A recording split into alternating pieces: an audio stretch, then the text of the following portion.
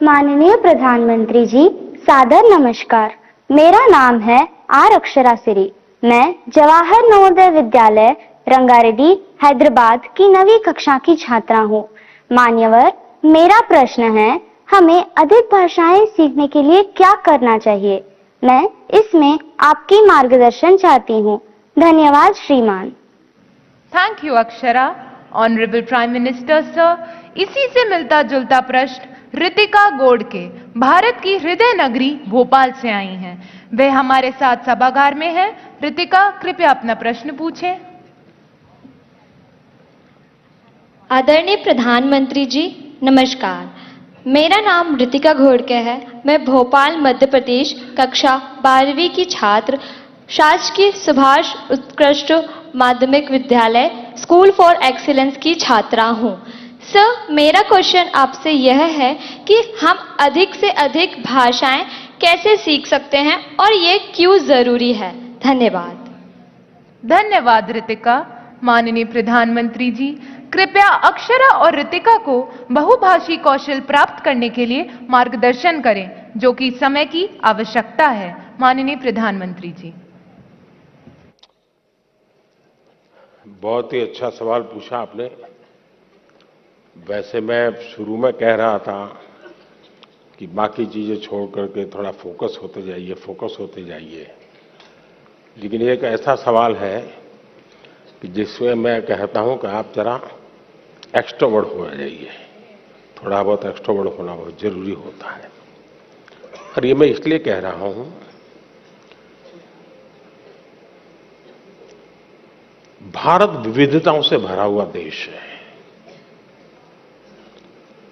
हम गर्व के साथ कह सकते हैं कि हमारे पास सैकड़ों भाषाएं हैं, हजारों बोलियां हैं। ये हमारा रिचनेस है, हमारी समृद्धि है। हमें अपनी इस समृद्धि पर गर्व होना चाहिए। कभी कभी आपने देखा होगा,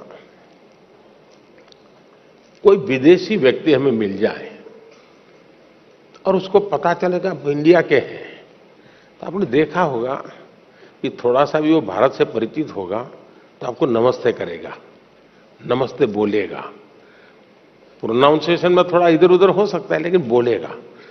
जैसा ही वो बोलेगा, आपके कान सचेत हो जाते हैं। उसको पहले राउंड में अपनापन महसूस होने लगता है। अच्छा, एक विदेशी व्यक्ति नमस्ते बोलता है, मतलब कि कम्युनिकेशन की कितनी बड़ी ताकत है, इसका ये उदाहरण है। इतने बड़े देश में आप रहते हैं, आपने कभी सोचा है कि शौक के नाते, जैसे हम कभी सोचते हैं मैं तबला सीखूं, कभी मैं सोचता हूं मैं फ्लूट सीखूं, मैं सितार सीखूं, पियानो सीखूं, ऐसा मन में करता है कि नहीं करता है? वो भी एक हमारी अतिरिक्त विधा डेवलप होती है कि नहीं होती है? अगर ये होता है तो मन लगा करके अपने अड़ोस पड़ोस के राज्य की एक आध दो भाषा सीखने में क्या जाता है? कोशिश करनी चाहिए। और सिर्फ हम भाषा सीखते हैं मतलब बोलचाल के कुछ वाक्य सीख जाते, ऐसा नहीं है। हम वहां के अनुभवों का निचोड़ जो होता है, एक एक भाषा की जब अभिव्यक्ति होना शुरू होती है ना, तो उसके पीछे हजारों साल की एक अविरत, अखंड, अविचल एक धारा होती है, अनुभव की धारा होती है, उतार चढ़ाव की धारा होती है, संकटों का सामना करते हुए निकली हुई धारा होती है। और तब जाकर के एक भाषा अभिव्यक्ति का रूप लेती है। हम एक भाषा को जब जानते हैं, तब आपको उस हजारों साल पुरानी दुनिया में प्रवेश करने का द्वार खुल जाता है। और इसलिए बिना बोझ बनाए हमें भाषा सीखनी है। मैं कभी कभी हमेशा मुझे दुख होता है, बहुत दुख होता है। हमारे देश में कहीं पर कोई एक अच्छा स्मारक हो, पत्थर का बना हुआ, और कोई हमें कहे कि ये 2000 साल पुराना है, तो हमें गर्व होता है कि नहीं होता है? इतना बढ़िया चीज 2000 साल पहले थी, होता है कि नहीं होता है? किसी को भी गर्व होगा। फिर ये विचार नहीं आता है कि किस कोने में है। अरे भाई 2000 साल पहले का ये व्यवस्था है, कितना बढ़िया बनाया है, हमारे पूर्वजों को कितना ज्ञान होगा।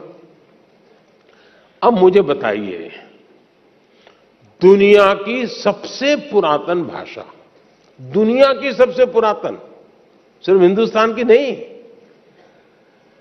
दुनिया की सबसे पुरातन भाषा जिस देश के पास हो, उस देश को गर्व होना चाहिए कि नहीं होना चाहिए?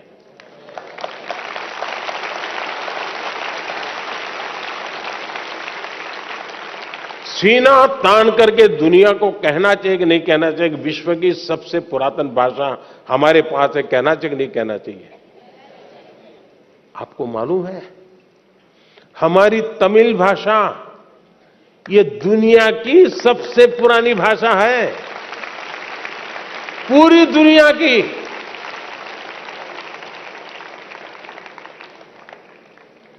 इतनी बड़ी अमानत इस देश के पास है, इतना बड़ा गौरव देश के पास है, लेकिन हम सीना तान करके दुनिया में कहते नहीं है। मैं पिछली बार जब यूनो में मेरा भाषण था तो मैंने जानबूझकर कुछ तमिल बातें बताई, क्योंकि मैं दुनिया को बताना चाहता था मुझे गर्व है कि तमिल भाषा दुनिया की श्रेष्ठ भाषा, दुनिया की सबसे पुरानी भाषा ये मेरे देश की है।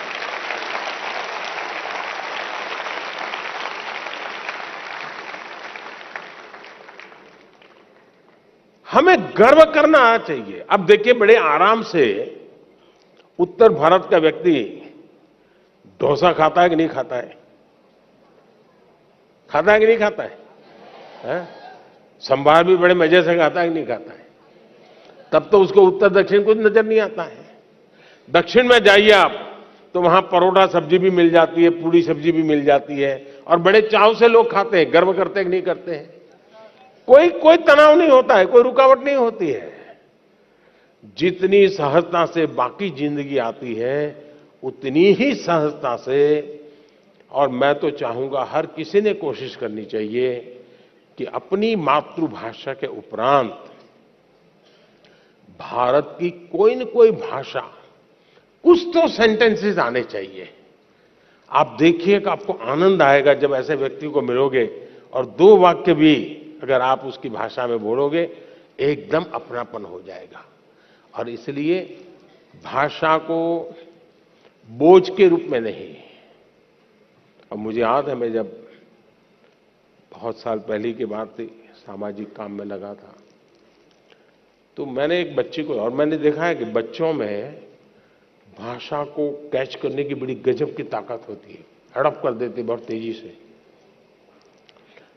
तो मैं कभी, हमारे यहाँ कैलिको मिल के एक मजदूर परिवार था अहमदाबाद में, तो मैं कभी उनके यहाँ भोजन के लिए जाता था।